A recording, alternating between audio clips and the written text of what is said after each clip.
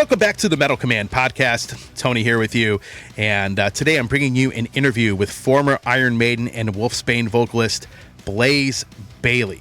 Blaze Bayley, of course, back in the day when he was in Iron Maiden, was not a very well-liked guy. A lot of people didn't like his vocals, a lot of people didn't think he fit the band, and a majority of Maiden fans really were not a fan of the X Factor or Virtual 11. But since his career in Maiden, Blaze Bayley has carved out a very nice solo career for himself, and in some cases, the fan reaction is completely the opposite.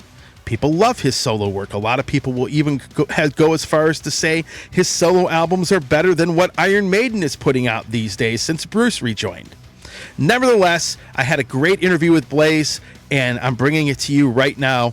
Here you go. Thanks for watching. Check this interview out. Leave your comments in the comments section, either on Facebook or on YouTube. And thanks for watching the Metal Command podcast. Here you go. All right, everybody. Welcome, Blaze Bayley to the Metal Command show. Blaze, of course, the former singer of Iron Maiden, and who has been putting out a very consistently great streak of solo albums since the album Silicon Messiah came out, well over 20 years ago. And definitely, folks, if you've listened to my show or watched the show or listened to the radio show, I'm a big Blaze Bayley fan, especially when that first album, Silicon Messiah, came out. Still, I've loved his solo stuff ever since. So, Blaze, welcome to the show. I'm excited to have you here. Thanks, Tony. Thanks for having me on the show. Yeah, absolutely. So you got an album that's going to be coming out here soon. Let's talk about that. The new song, I really dig the track quite a bit, and maybe talk about this upcoming album that you have coming out here soon. Yeah, it's called Circle of Stone, and it's on vinyl and CD. It's a gatefold album. Mm-hmm. We've got colored vinyl as well. It's green or blue, the vinyl.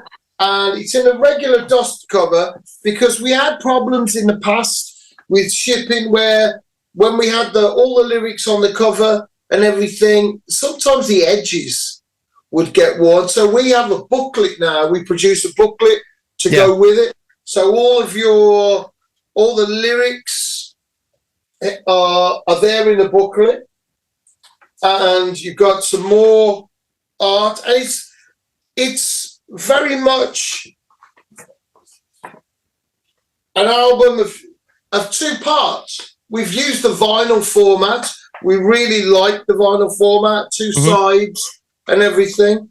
So what we've done is two sides to the record, and the first side is more regular songs. Mm-hmm. So we've got Mind Reader, Tears in Rain, Rage, which is the video that's come today, the single that's come today. Mm-hmm. Then The Year Beyond This Year, Ghost in a Bottle, and Broken Man. And these ones, Tears in Rain is based on the story of Roy in Blade Runner. Mm-hmm. And that phrase that a lot of us know that are into science fiction, lost, just like Tears in Rain. And I've always had that, wandering around in my head. And Chris came up with a little piece of music, and I thought, you know what, I'm going to try that phrase, and it worked.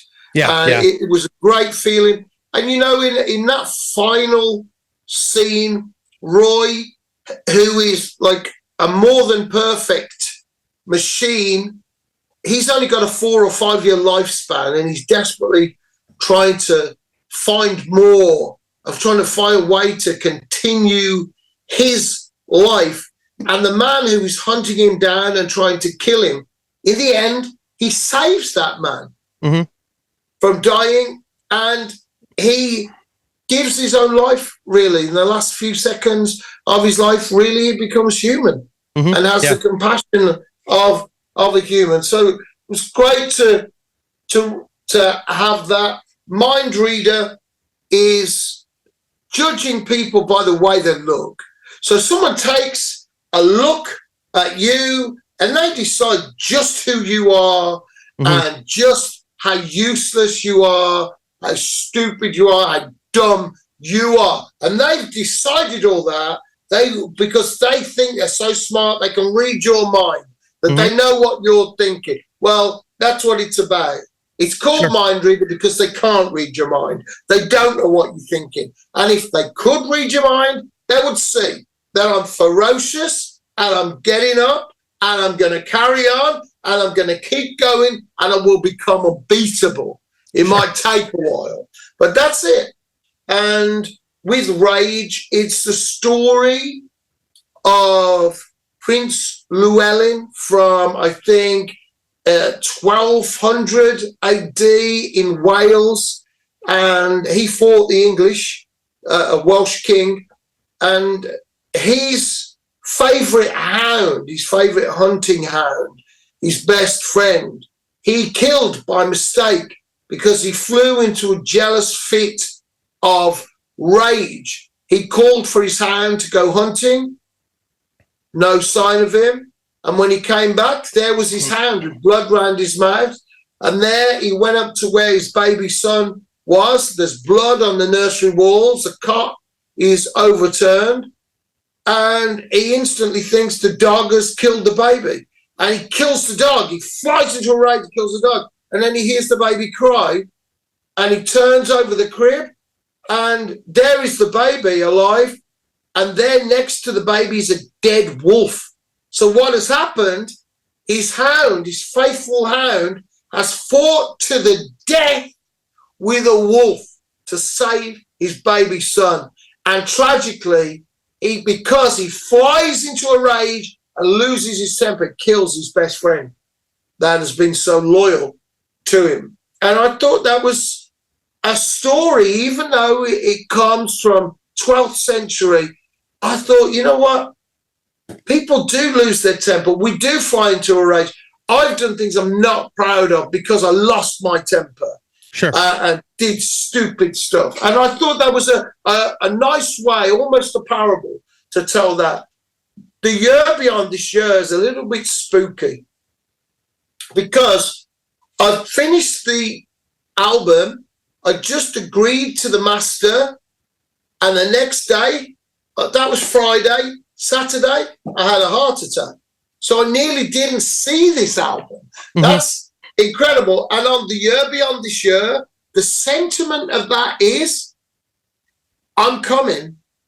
Might not be this year because I've got to get my strength.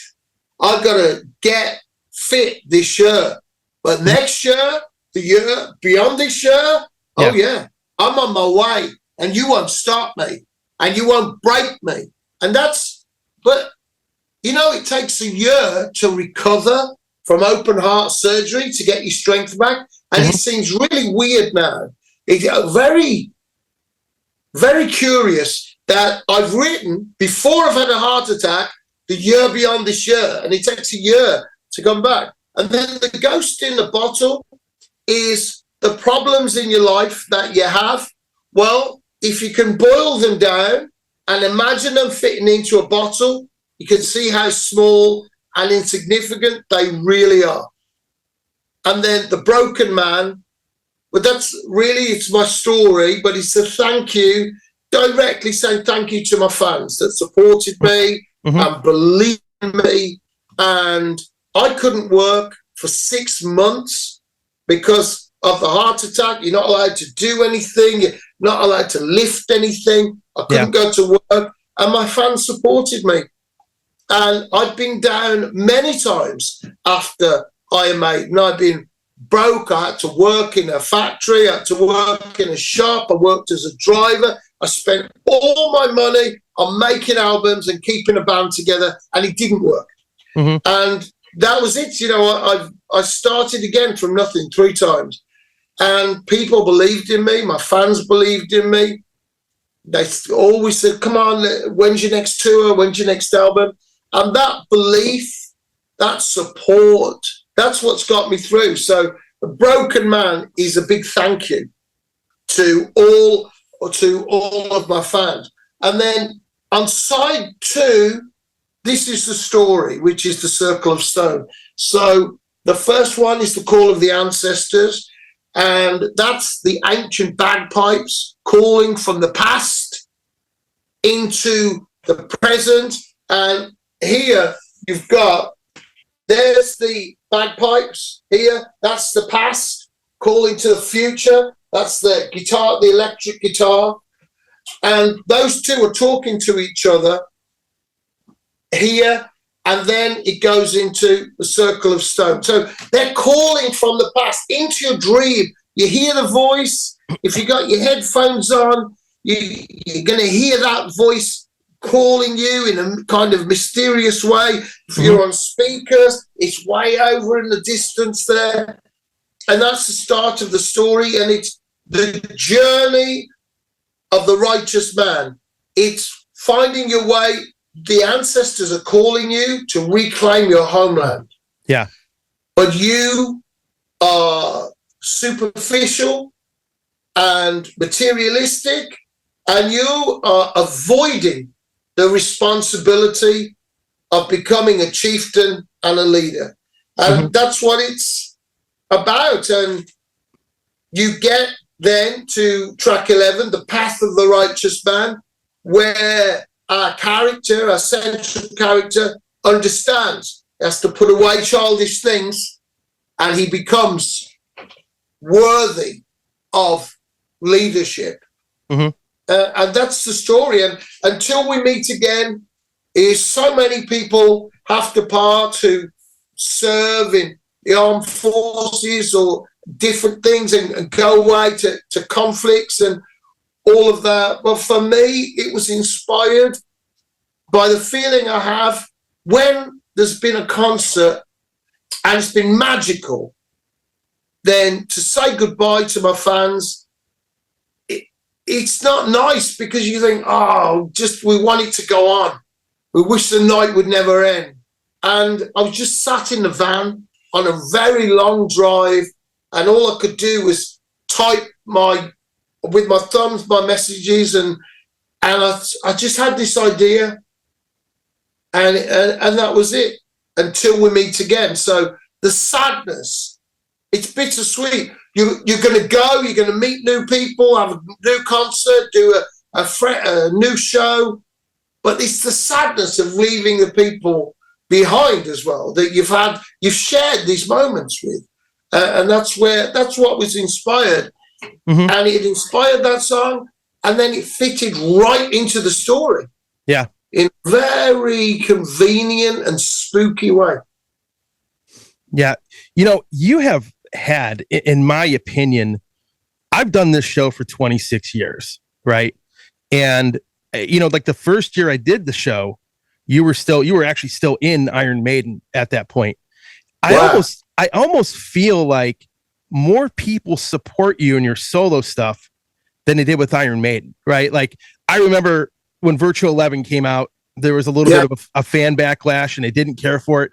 But then when Silicon Messiah came out, I'm going all the way back to that, everyone's like, holy crap, man, have you heard Blaze's new album? And ever since then, I've seen the support. I mean, I have all these people that used to write me, message me, even to this day would say, I didn't really like Blaze Bayley and Iron Maiden, but man, his solo stuff, I've even had this comment, and I don't want to bash Iron Maiden because I love the band, but a lot of people like your solo stuff better than the stuff that they've been putting out, right?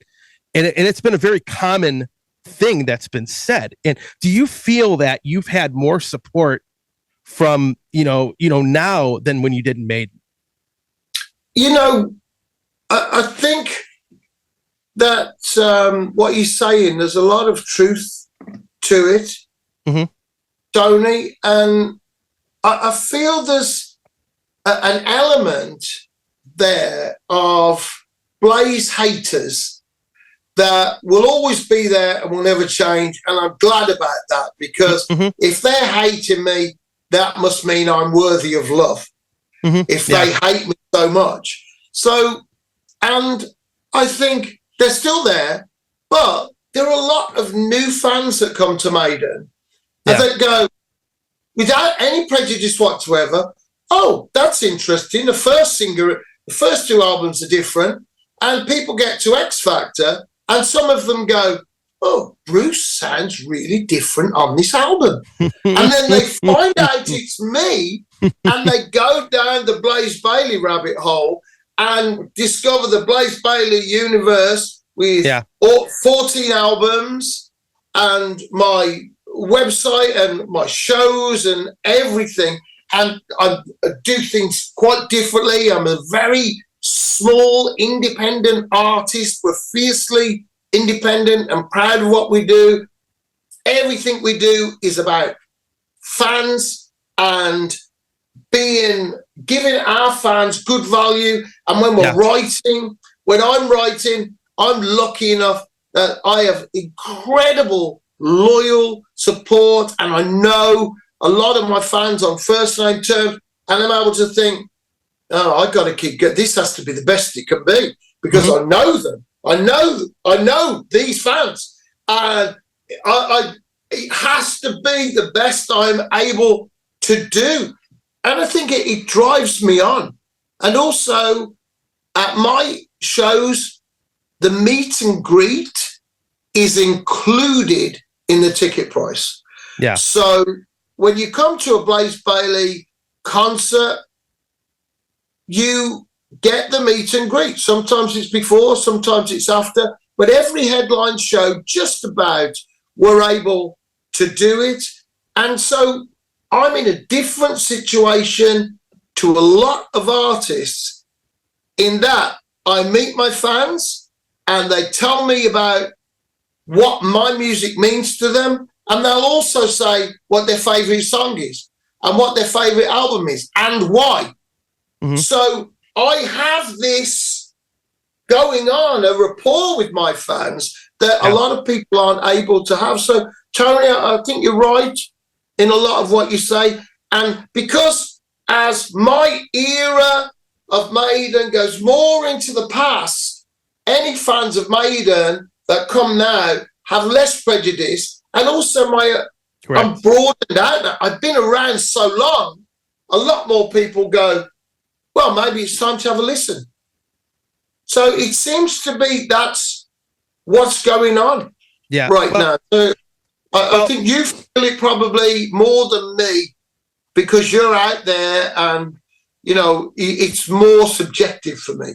Well, let me tell you how the narrative was when those records came out. The narrative back when Virtual 11, I wasn't doing my show when X Factor came out, so I can't speak to that. But the narrative that came out when Virtual 11 came out, the album was almost universally hated, right? But what's funny, and this goes for any band that has put out a record people did not like at the time when it came out. You'll notice 15 years from now, from after it came out, 20 years after it came out, you'll notice less people disliking it. And then what ends up happening is now people go and look back and listen to those records and they say, you know, that album either wasn't as bad as it was before. And it goes from Blaze was the problem to they hear your solo stuff. And now they say the songwriting wasn't suited to your voice. And now they almost stick up for you, you know, because they hear your solo stuff that has come out. You know, I'll never forget, I played somebody years ago who was a total Blaze Bayley hater. I played him the album Promise and Terror. It was right around the time that record came out. I'll be honest with you, that's one of the most badass heavy metal albums I've ever heard. And he's like, that's Blaze? Right? And then all of a sudden, you know, his opinion changed. And then, you know, years later, he's like, you know, I really don't like X Factor, but it's not as bad as they thought it was, you know, and it almost like it feels like time and what you've done since then has changed the narrative of your era in that band in a sense. Yeah, I think you're right, Tony. I'm hearing this a lot. People look back and they go, some fans go, of course I've got every Iron Maiden album, but the ones I haven't listened to are X Factor and Virtual 11. And now that's all I could listen that I haven't listened to 100 times. I have to listen to those. And it's exactly what you say. People go, oh, they weren't that bad. X Factor's got some incredible music on it. But the sound of it, it's so dark. And the way it was produced, it's not accessible like some of the other Maiden albums. You've got to live with that for quite a few spins until you're tuned into what things are doing. Yeah. Then you can get to the music. And I think that was maybe a problem with it at the time. It's so dark and the sounds of things were quite different to what came before. Yep. People who did live with it managed to find it, and it's different cultures as well, different countries. In Sweden and Spain, those albums, people loved them as much as every other album. But in other places, people didn't. Like, fans didn't like them. It's a different thing. But for me, I do now my 30th anniversary, and that's an anniversary of joining Maiden. It's a great time for me. But what I take away most isn't I played big stadiums and all of that around the world. What I take away most is working with the guys in the band, writing songs with the guys, and what I learned from their experience. They were so generous. And I found, working in the studio and writing, another part of my voice I didn't even know I had. Yeah. So now I'm able to express the lyric and the melody and get the emotion and the passion and the specific feelings from that lyric, from that song. Sure. I'm able to get my voice and use my voice in a way I could never do before. And that's because of everything I learned in Iron Maiden. And even though I've been in the wasteland and I've been underground for a long, long time, I've kept singing and my voice has developed. And now I think my voice is the best it's ever been. I have more control over my voice. I'm able to do more things that help me tell my listener a story than I've ever done before. And that goes back to those 5 years. That's all it was. Yeah. Out of my career of 40 years, 5 years with Iron Maiden, and I learned so much that I've gradually been able to build on. And now with Circle of Stone, I'm so proud of the things I've done on this I haven't been able to do before. And I'm so proud of it, Tony. Yeah. Well, one of the things you have had, a decent amount of lineup changes in your solo band. Yeah. One thing you've done well is, because nobody likes turnover in a band, right? I mean, you got to put new people in. But one thing you have done quite well is that you have picked the right people to have to play on these albums. And, the last few albums, you've had a pretty consistent lineup, but you in the first half of your solo career, I mean, you had some changes, but you always managed to bring musicians in who fit what you were trying to do and were very good at what they do. And that would go for the current band that you have now. Did that experience in Iron Maiden help you figure out, what kind of people would be right for you in your solo band and kind of think to yourself, okay, this is a quality I have to look for in order to be successful or to make this album sound good?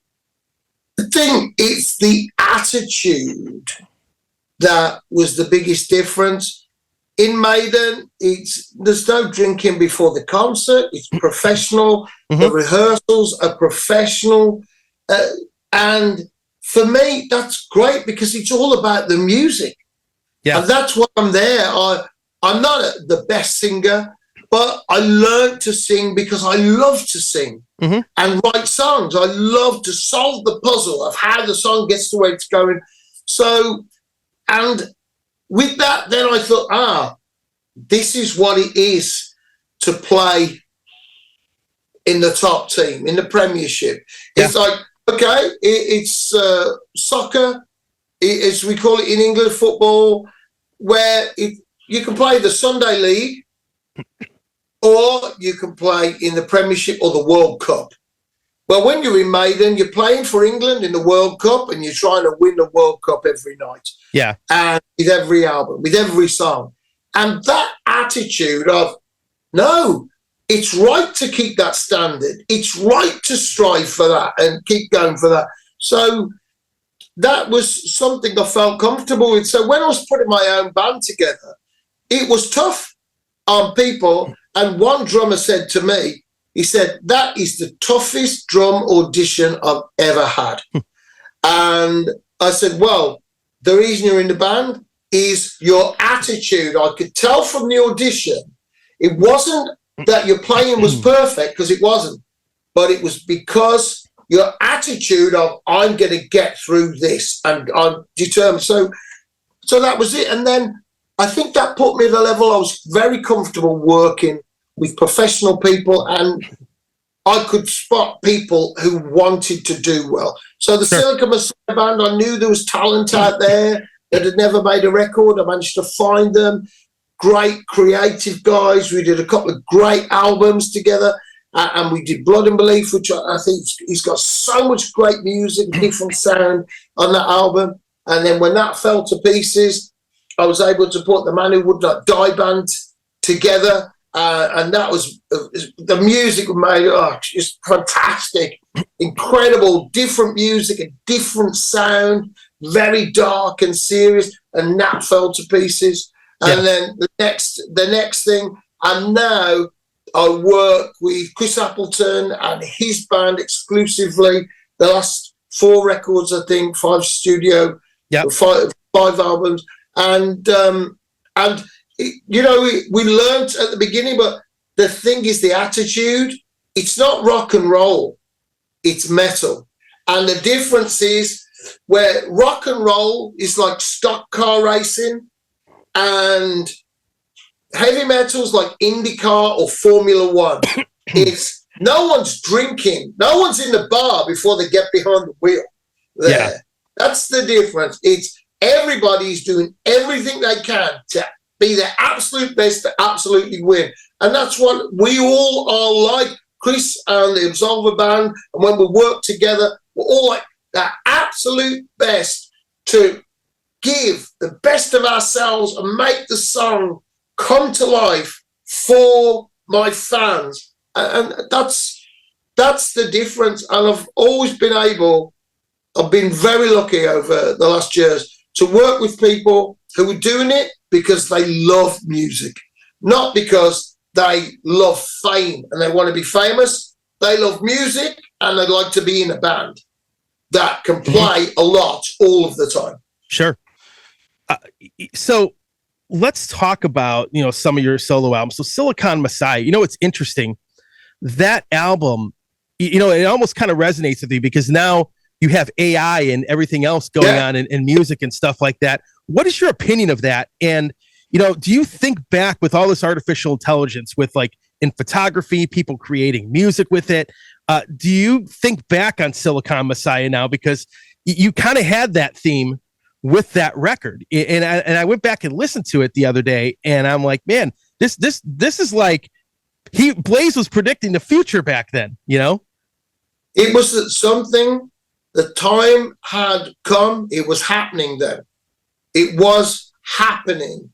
Yeah. And the danger is, of course, the connections that will be made without permission, but with sense. You'll make the connection, the AI will make the connection. One will connect to someone else. So that's the difference. There will be a Silicon Messiah. There will be an intelligence, an artificial intelligence. Yeah. That, I mean, let's face it. If you look at the state, I mean, dispassionately, there's enough food. Why do people starve? Mm-hmm. There's enough food for everybody. Mm-hmm. Why do people starve? There's the technology to make clean water. But why do people starve? What is it about the inequality of first and third world and all of that?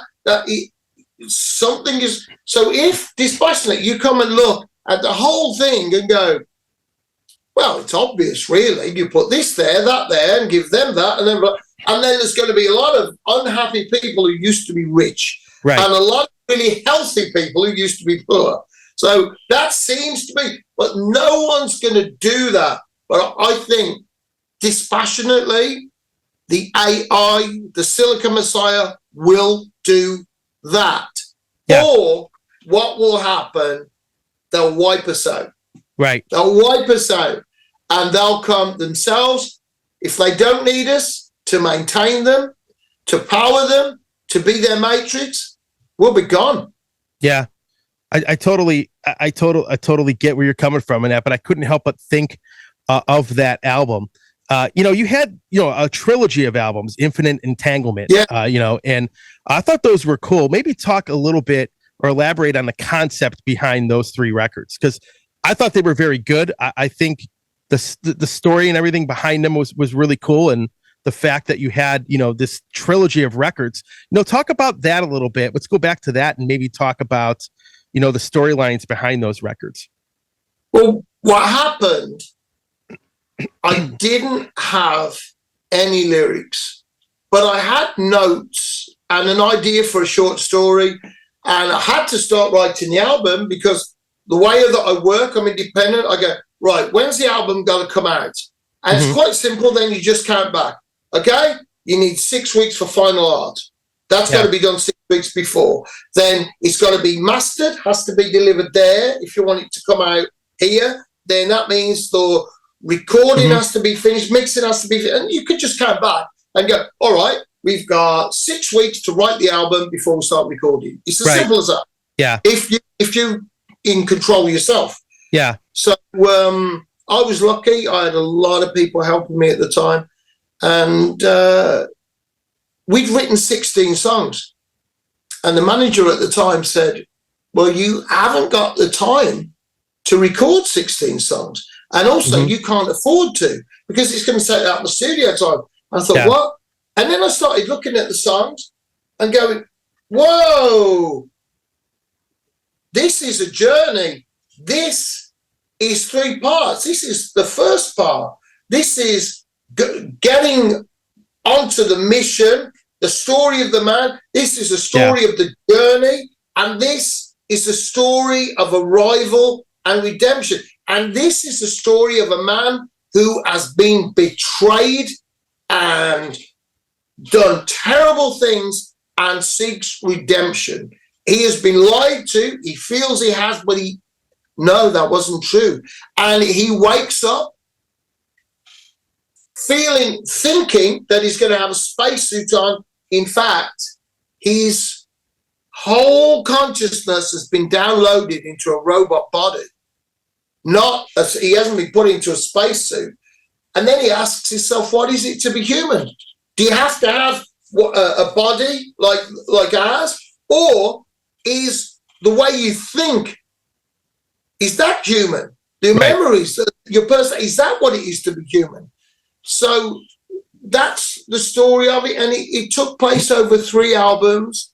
This story of this man who goes through darkness, has a past, loses everything, and yet tries to find redemption. They try and get rid of him, kill him. They don't want him to make it to the new world.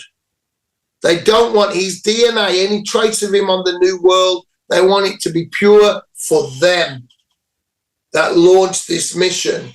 And that's the story. And, it's big, but a lot of people, what they do, they'll put it 1 to 30 or whatever the tracks are, and they'll play the albums in a row, and they make sense. They'll play the songs in a row, and it makes sense. Yeah. So I'm very proud of it. I went to my manager. I said, it's 3 albums in 3 years with 3 tours and 1 story, and that's what we did. At the end of it, man, we were just we'd done it all. We needed a break. And after that, he said, when can I expect your next studio album? I said, 2 years, man. I need 2 years. That was it. And then after that, the ideas started coming back. And I think we could have made one, but I think if you rush things, then you come with weak. Some things are weak. If things come naturally, if you're absorbing the world around you and you're catching the ideas as they go past, in a couple of years, you'll have something quality you can start with, and you can build on that. And on the days where you're not inspired, you have your technique. But if you start with nothing, I think that's very, very difficult. Well, I'm going to tell you something. I just got a text message from somebody that you and I both know. Sean Peck from Cage, right? Oh, how you doing, Sean? Sean told me to tell you that he thinks you should become a motivational speaker. Is there any is there any truth to that? I mean, I know you did some narrations for that one. Did he say that to you? Yeah, he did say that. And you know what? Actually, I'm getting, when I get a little break, I'm getting my lecture together, and I'm going to see if anybody's interested in hearing me talk. Yeah, I think it's interesting, because here, I can kind of get where he's coming from on that, because you've had to start over how many times, right? 3 times, man. I had to start from nothing. You start from nothing, how difficult, let me ask you this. You're in a big heavy metal band like Iron Maiden, and then all of a sudden you're out, and then you have to start, you have a name recognition, obviously, because you were in that band, but essentially, regardless of the name recognition, you got to start over. How difficult was that for you, on those first 3 Blaze albums, that you had to start over and, had to, make that first record? Well, I think the first thing was I didn't want to take any time off, because I felt like I had plenty of energy and I had loads of ideas for songs, and I'd always been in a band. So I wanted to put a band together, and that was it. I don't know if I was wrong, if I should have taken time out, if I should have thought about it. But I was like, well, I know that there are guys out there that have never had a record deal and are great and are good enough and would make a great band. People who have real fire and want to make it. And I just tried to find those people. So it was when Silica Messiah came out, and it was the same week as Iron Maiden Brave New World, it failed. That's it. It just did nothing. And then I put my heart and soul into that. Okay, all right, let's try again. Then we tried again, and we had I think a beautiful record with 10th Dimension, and it failed. And we just didn't do anything. And then we had one more shot. We did Blood and Belief album, and it failed. And that was it. And then I was dropped by the label that I was on. I had no record deal, nothing, and I had to start again. Then I'd spent all my money that I had on trying to keep a band together and making albums. And the albums were sounded great. It just didn't sell, because at the time, albums, that's it. CDs were dying there. Yeah, that's true. Yeah. It was Spotify was starting, MP3 was starting, and, it was a tough time. That was it. I had to get a job then. And I got a job driving then around the time of Blood and Belief. And I drove like something between 40 and 60 hours a week to get the money together to make the album. Yeah, gotcha. And then after that, well, it was dark times, and I managed to get the Man Who Would Not Die band together. Yeah, and a lot of meaning behind that record, even especially now after what you just went through too. Yeah, and all the songs are true, and they're all about the record company actually lying to me. Because when I signed a deal with that company, I said, right, well, license for Europe. That meant I could go to other countries around the world, get a license for that album, and then the advance that they owed me, they wouldn't pay me. And they said, well, we want the rest of the world. I said, well, you need to pay for it. No. We'll pay you what we owe you for Europe when you give us the rest of the world. So in the lyric, a man who would not die in Blackmailer, it says, you stole the rest of the world from me. because it's true. That's what they did. And then that was it. I had to start again. And it was just horrible. And then that band failed. I had terrible mental problems and suicidal thoughts. I was in the hole for thousands and thousands, terribly in debt and everything. I had to stop the band because that was it. If I didn't stop the band, I'd be in jail. We got through debt and all of that. And I had to get another job. Then I worked in a warehouse. I worked in a factory then, and I worked on the weekends. People would hire me to come and sing with a tribute band or something like that. And oh man. And then somebody would hire me to do a guest vocal. And then somebody would hire me for another weekend. And people started to get in touch. And then they said, oh, why don't we do a little tour? And slowly what happened was my music started to pay me more than my day job. And I could go back to music, and I went back to music full time. Yeah. And then I did some work with Thomas Fire. I met Chris Appleton, and he said, if you want to try again with heavy metal, I think we can do it, and I'll come with you. I'll be on that journey with you. And he booked 35 shows across Europe for a Silicon Messiah anniversary, because the original Silicon Messiah release didn't have a single show booked when it came out. So, and we got one show because of the record company, not the management or anything like that. So Chris Appleton booked those shows, and that was the start of the comeback. We did 35 shows. We played the whole Silicon Messiah album, start to finish, on every show across Europe. And we were playing to between 30 and 60 people a night in different places. Right. And we were happy to do that, because before I was playing to no one to 30. It was terrible. And you know what we play to now? We play to 200, 250, 500 people a night, depending where we are. From there, from nothing to 50 to that's where we are. And now we come out with this, and it's the biggest pre-order I've ever had for any album since I started my label. Yeah. And we've had more views on YouTube than we've ever had before today. Mm-hmm. Yeah. Why do you think, because I think your first 3 albums, I thought all 3 of them were very good. Why do you think they weren't successful? Business. It's basic business. Yeah. If you don't have exposure to the marketplace, people don't know about you. And all I try to do, keep going. Maybe people will find out, but unless you've got a big advertising budget or a big support tour or something like that, people just don't find out about you. And this is just before Spotify started to become bigger. Now, if you look at it a different way, right, I don't get much money from Spotify, but I do get a lot of exposure. So if people hear about my name, they can go, oh, what is he then?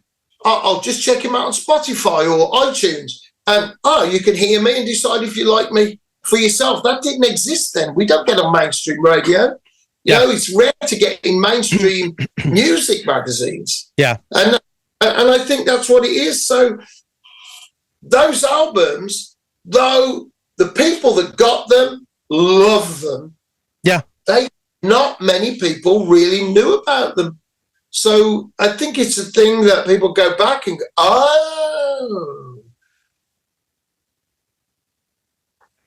Yeah,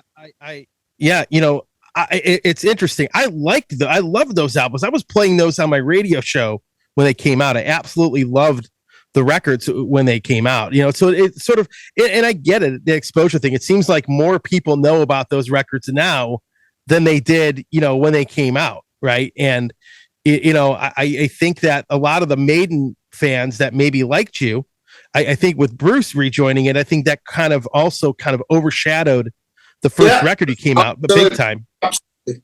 Absolutely. Yeah, and I would say that's probably something that happened. Now, you mentioned something about CDs, not selling and stuff like that, but I read an article just recently in the UK where you're at. The increase in CD sales has gone way up, and we've seen like vinyl in its resurgence and stuff like that. What do you think the reason is for that? And, has that helped you guys as a band as far as, having something else you could sell to keep the band going, essentially? Yeah. If you think about it this way, when I joined Iron Maiden and we made the X Factor, EMI, the biggest record company in the world, sold every manufacturing plant they had. So what's happening there? They thought MP3 was going to be it. Napster started, and because they were furious that they were rejected by the mainstream industry and Sony, they gave their technology away as a finger to the mainstream music industry. So then its CD sales go down, and I think what's happened now is there's been some kind of course correction. Yes, I am an ordinary nerdy geek collector of heavy metal. If I like the band, I want to own the CD. It's as simple as that. And I think there's a lot of us like that.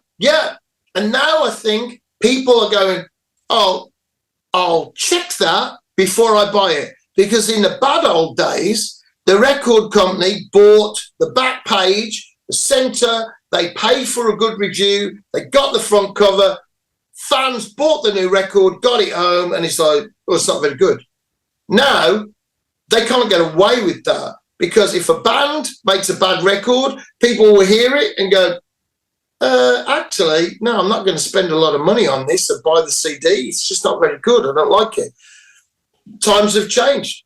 So for me now, I'm lucky vinyl has made a comeback. I love the vinyl format. I still really enjoy the CD format 1 to 10 and the quality of it. So I'm really lucky that the vinyl format has come back. I love the big artwork. I always did. And basically, see, when they bought out CDs, they lied to us. They said, oh, it's clearer and everything. But what it was, okay, there's no hiss there. I'll give them that. But the actual amount of information that you could fit on a CD was the limit of what the computers could do at the time. So it wasn't the maximum amount of information, because otherwise you wouldn't have super audio CDs, would you? Mm-hmm. If that was no. So that was a lie. And you know what? When we master my vinyl, there's more information on the vinyl than there is on a CD, on a regular CD. So they were always better, always. So that's what I think it is. We like to own parts of the band, and our nerdy, geek, heavy metal way of life, it may have gone down and become less fashionable. We've never died out. We just don't shout about it. We're still here, and we still like the bands we like, and we still like the style of music that we like, that is passionate, dynamic. Sometimes it's aggressive, sometimes it's emotional, sometimes it lifts us up, sometimes it shares in our misery and walks alongside us in the shadows. But that's the music that we love. Yeah, sure. And we're not going to change, and we're not going to go away and choose something else. Yeah, it's interesting because you have some incredible artwork on these records. And you really do. And it's kind of like you want, people like vinyl because you get the artwork. It's there, and I think it's also, part of the allure to, owning the vinyl to begin with. Absolutely. To feel that in your hand, and it's the different pieces. We always try to have a gatefold as well. And we've got colored vinyl this time. We've got 2 colors you can choose, a dark, a sea blue, a clear blue, and an emerald. kind of clear vinyl, and we have the CD as well, which, you know, for me, if I'm buying it, I'll get both. That's it. I got to have both. Sure. I need CD for convenience, and I need the vinyl to occasionally put on my turntable and just sit there and look at the artwork and everything. Yeah. It's interesting how the culture has changed. And if you notice with the vinyl stuff, it's mainly younger people that are buying the vinyl. It's not folks like me in my 40s, you know, buying a lot of vinyl records. It's a lot of young people that are, you know, teenagers in their 20s. You know, you see more and more turntables popping up in people's houses. Yeah. You know, so that's something it's interesting how that's changed, because I remember the early 90s, like you do, where, vinyl, get rid of it. You know, it's garbage. And, you know, now all of a sudden over the last 10 years, it's been it's slowly but surely, it's probably I don't know if it outsells CDs, but it's the percentage of music revenue. Like I believe 84% of music revenue is streaming. But then when you get to the physical aspect of things, one of the biggest, most consistent increases in physical sales has been vinyl. And then you go straight to like the comic book industry. You get the different colors, you get the different variants, and people want to collect them.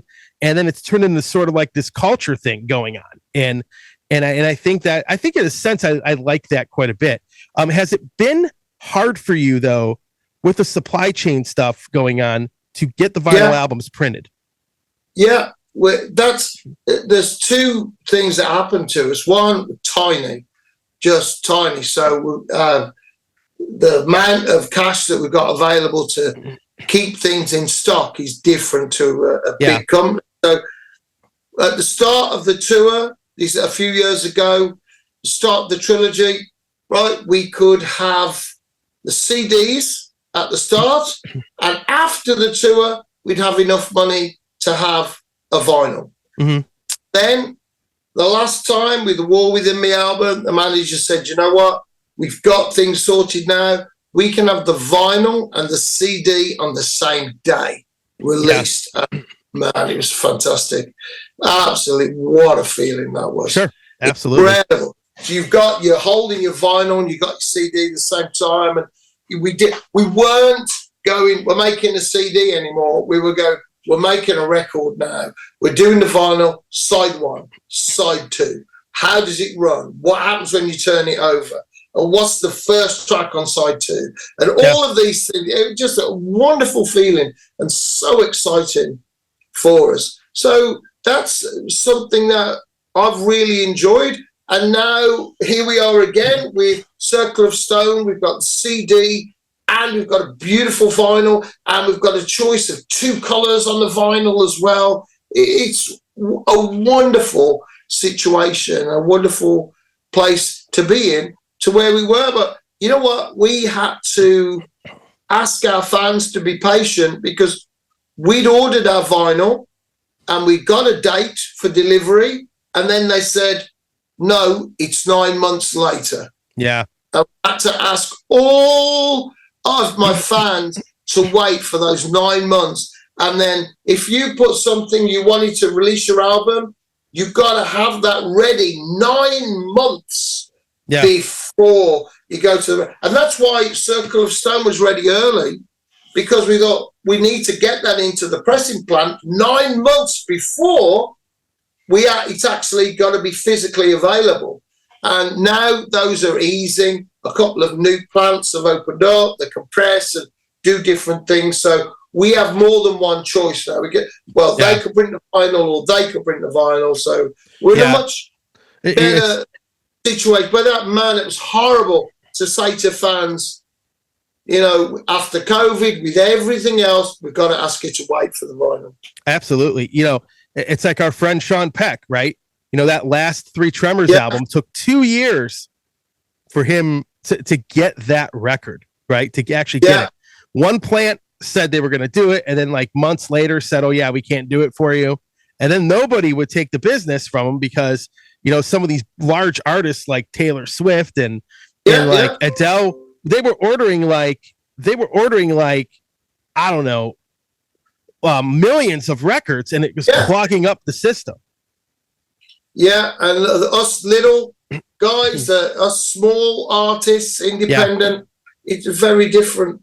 So yeah, it's well, I'm glad to say we haven't got any of those problems. We met all our deadlines. Our album is coming out. I'm signing the pre-orders now, and all the feedback that we've had from people like yourself and from journalists that have listened to it, very, very positive.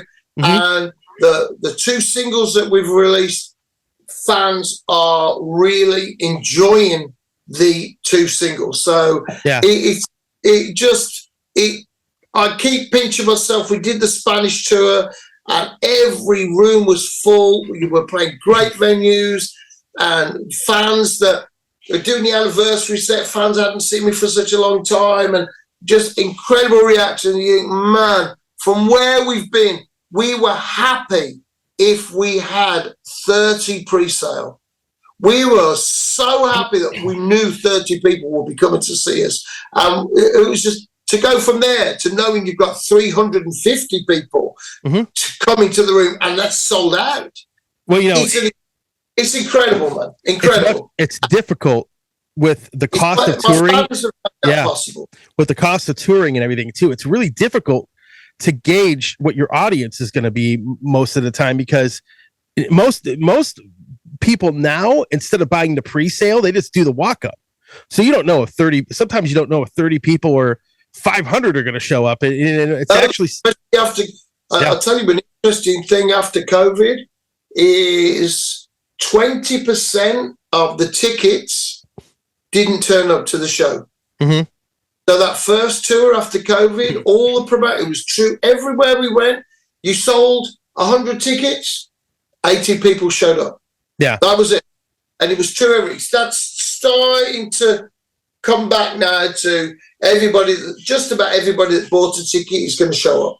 Yeah, but it's, man, with the last few years of things we've been through, all the horrible stuff. The government telling us to stay at home, or that, you know, and to be there we're going, you know what? If people have waited 2 years for the next Blaze Bayley album, and I'm the favourite singer, this better be a bloody good album. And that was War Within Me. We've better do something special, because everybody that's been in a lockdown, that's lost people, we better do something that helps them and lifts them up and gives them a good feeling at the end of our record. And I think we managed to do that. And now with Circle of Stone, it's a bit more thoughtful. It comes from a slightly different angle. But I still think it's got, overall, it's a positive, emotional, passionate message that says, yeah, hang on to life. It's worth living. Yeah, absolutely. Speaking of life, right? I know I wasn't, you know, I don't think Sean was kidding when he sent me that text about the motivational speaker thing, but I do want to say this. You've had to start over from nothing 3 different times. People that are in that kind of situation, it doesn't matter whether it's with a band or just in life in general, what would be the advice you would give to somebody that sort of hit rock bottom, and what advice would you give to them to be able to get themselves out of that, regardless of, you know, it could be anything, right? They could be, you know, they don't necessarily have to be a musician, but just in life in general, what was it that helped you get out of that whole kind of, hey, I hit rock bottom? What helped you get out of that? I'm lucky, man. I had a lot of help. I had a lot of help. People helped me. I had support of fans, friends, family, people I knew for a long time. I was very lucky, and I'm not in a position to tell anybody what to do. I'm not perfect. But I think, you know, it's holding on the best you can and keep moving forward. And even if it's a small step, take a step. Just try and take it in the direction that where you think, okay, towards the light, where you think the light might be. Just take a small step and think about now, and don't think about too much about yesterday and what went wrong, because doesn't mean it's going to go wrong again, and it doesn't mean you're going to live the same way. And it is possible to change, and science tells us now that we can create new neural pathways. We can change. We can develop. We're not stuck the way we are. We can change. But we got to take a step towards change. And hey, life is not pain-free. You have to look at the mighty oak, and you look at the oak, and you run your hands over the bark of an oak tree, and that's not smooth. No. That's rough as anything. You know why that's rough? That's rough because that tree, when it grows, stretches its skin. It hurts, it stretches its skin. And as humans, when you grow, it's painful. There's no growth without pain, and there's no life without pain. And sometimes you just got to get through it and go, hey, man, I'm hurting. All right, well, just get through it. Just get through it. Because a great man once said,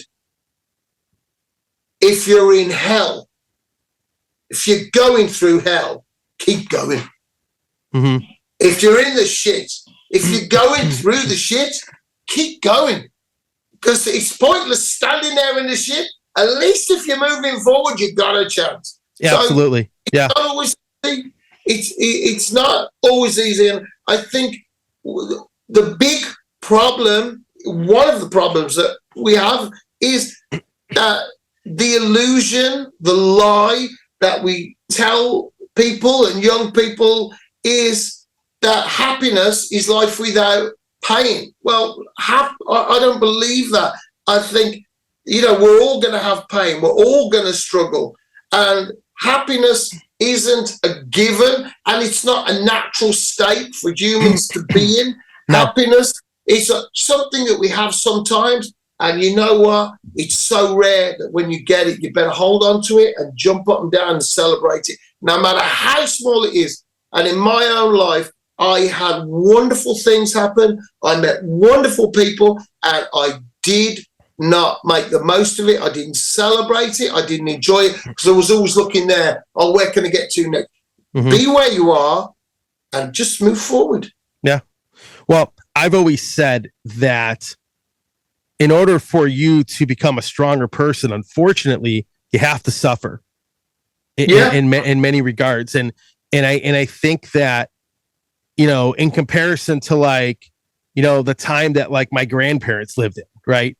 They suffered a lot more, and I think that you become a better person, and you become a better person and a stronger person if you suffer. I know that sounds terrible, but you have to go through that in order to come out, essentially you come out a much happier person because you become stronger, you get through that. And then the more you go through things like that, the more you see a challenge and you don't get as upset or as down about it. Yeah, I think you have to face adversity. Yeah. That's the thing. You have to face it. And another fun saying is, well, the only way around it is right through it. It's like, well, there's no way around it. Yeah, you just got to go through it. And it's miserable, but you got to get through it. And you face adversity, and that's it. You stand up. I think Jordan Peterson is I agree with a lot of what he says. Tell the truth and stand up straight. Yeah. Couple more questions before we get off of here. One of my top albums of the year in 2021 was War Within Me. I thought that record, obviously you were coming off of those concept albums, but that record was just pure 100% just in your face, kick-ass heavy metal. It was different than the concept albums. And talk about that record, and the significance behind the title and all that, stuff. Because I didn't really talk to you when that album had come out, but talk about that and elaborate on what that record was all about. Well, War Within Me refers to mental health, and you have these choices, and particularly when we're all going through that miserable time of the pandemic, you can choose And are you going to give in to the part of yourself which says, I'll stay in bed? Mm-hmm. Or are you going to go, well, you know what? I'm going to get up. I'll sit on the edge of the bed. I'll get up. I'll go to the bathroom. I'll get up. I'll just make that first cup of coffee. Are you going to let the negative part, the self-destructive part of yourself rule and dominate your life? Mm-hmm. Or are you going to fight that? And are you going to take a step forward? And are you going to fight for your happiness and your own mental health? There's a war within me. Every day I fight. That is the lyric. And you find out, who am I? This is how you define yourself, by your battles and your fights within yourself. So after this terrible time that we all went through, Chris and I were talking about the kind of album that we wanted to make. And this has to be a positive record. It's got to be. And as we were going through the melodies, the lyrics, the chords, that chord there, no, it's not taking us in a positive, energizing, powerful place. Let's go there. When we're ending the song, it's not ending in a way that makes us feel good or goes, right, what's the next song? That's it. And in the end, I wanted something that told the truth, gave people a lot of energy and some little mantras. So there are little parts of the songs which you could repeat to yourself and go, okay, I can find the strength I need. I can find the strength I need. I can find this. And you could use that. And so in my mind, I knew that some of my fans use my albums and my music as a gym workout soundtrack. And I thought of that as we were doing it. And I imagined that there's a guy in the gym and he's on the treadmill and the treadmill's catching fire because he's going so fast. And they go, oh, no, man, what's happening to that guy there? He goes, no, he's listening to Blaze Bayley, War Within Me album. That's it. So I imagined that. And we took care over every detail of the album, every melody that we did. We would, if it was the guitar melody or the vocal melody, would go, sing this to me. Is this good? Sing this. How does this go? Does it go there? Oh, no, but if it does this, we can do that. Oh, yeah. And when we get to the guitar, what does that do? Oh, yes, now it does this. But it doesn't shred. No, it goes, it's melodic, and it does this first, and it does that. And then we shred, and we shred hard. And we were like that, man. And when we get the big chords, we get, you know what we're going to have here? Big E. Yeah, massive, cheesy cliche of every heavy metal band. We're having it, and we're having it large. That's what we're going to do. Yeah. And that's it. And we open the album. We're opening it. Well, the first thing you're going to hear is crazy heavy metal shredding guitar solo coming in. And Chris, when we were mixing, I'm going, no, that's got to go louder. It's pretty loud, Blaze. I'm going, it's louder, Chris. And it's louder. And so when you hear the opening of War Within Me, what you hear is, it's wonderful. And then the vocal comes in and it's power straight away. And it's about, you waited 2 years. Oh, right, yes. It's my Blaze Bayley album.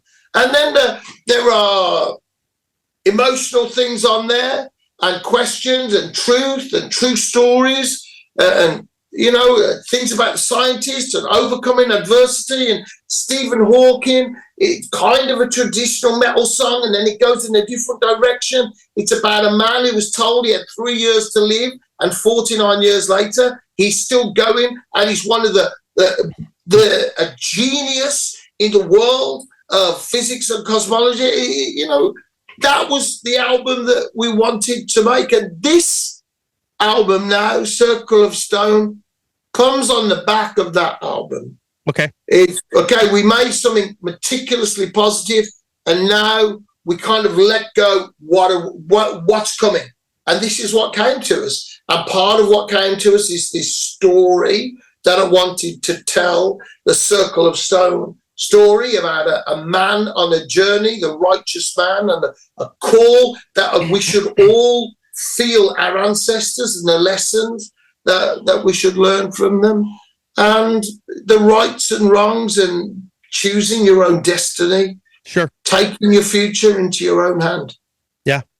Well, I have one less, Blaze, first of all, I want to thank you for coming on the show and talking about a lot of this cool stuff. And definitely, I've really liked your solo stuff quite a bit, since that first record came out. And it's been, in my opinion, been pretty consistent. It's disheartening to hear how the first 3 records didn't pan out. But, what's great to see is that you do have a fan base that is supporting you. And it's overall, it's very positive, and I've always looked at it like, you had a lot of negative detractors towards you when you were in Iron Maiden, but a lot of those people at the same time go out and say, man, Blaze's solo stuff is awesome. And I think it's kind of like you turn to these people around into that. And I think my opinion is, Blaze, that you wrote the songs that fit you and your vocal capabilities. I don't think in Iron Maiden, the songs were written, I don't think they fit your voice as much as, say, your solo stuff does. And I think that's why your solo albums have turned out so much better than what was going on. You were a different type of singer than Bruce Dickinson,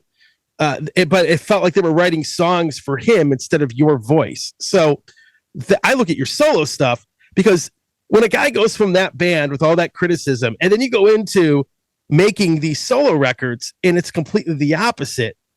For me, the problem was that I don't think I think the X Factor stuff fit your voice, but Virtual 11, I don't think did as much, at least in my opinion. And you get the Silicon Messiah, I go listen to Promise and Terror, and I'm just naming random solo albums that you've done. And I think your stuff here, you write, you go for more of the song oriented thing where, you go for what fits what I'm doing. And I think that's what you do, and I think you've accomplished quite a bit with these records. I think that, unfortunately, I'm glad to see your fan base has actually grown, which is really cool.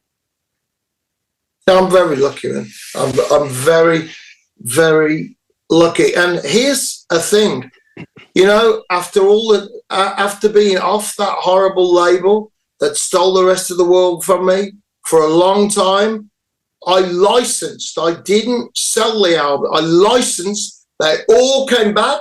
I own my whole catalogue from Silicon Messiah through to Circle of Stone. I own everything that I recorded. I have my whole catalogue. So that's a really important thing. Yeah. And I'm very lucky that I did the right deal at that time. One last thing for you. Last thing for you. Any message to send out to your fans that are going to be checking this out? You've mentioned that, the fans that really are into your stuff, you've definitely thanked them multiple times. Any message, last words you want to say to them, at the end of this interview? I would just say, I hope you like the album. We had you on our minds all of the time. This album is made for you. I thank you for your support. I thank you for believing, and I ask you one more thing. If you could tell one person that doesn't know about Blaze Bayley and get them to listen to one song, that would mean the world to me. Yeah. Well, I listen to a lot of these songs, so this will definitely be getting some promotion on the Facebook page and all that stuff. So I thank you for coming on. Seriously, it's definitely a very good conversation. We talked about a lot of great stuff, and it's nice to get into your mind and be able to get into your mind, what goes into these records and get a little bit of a history lesson kind of in there as well, which was a lot of fun. Thanks, man. Thanks for having me on the show. Great to see you again. I hope you like the album.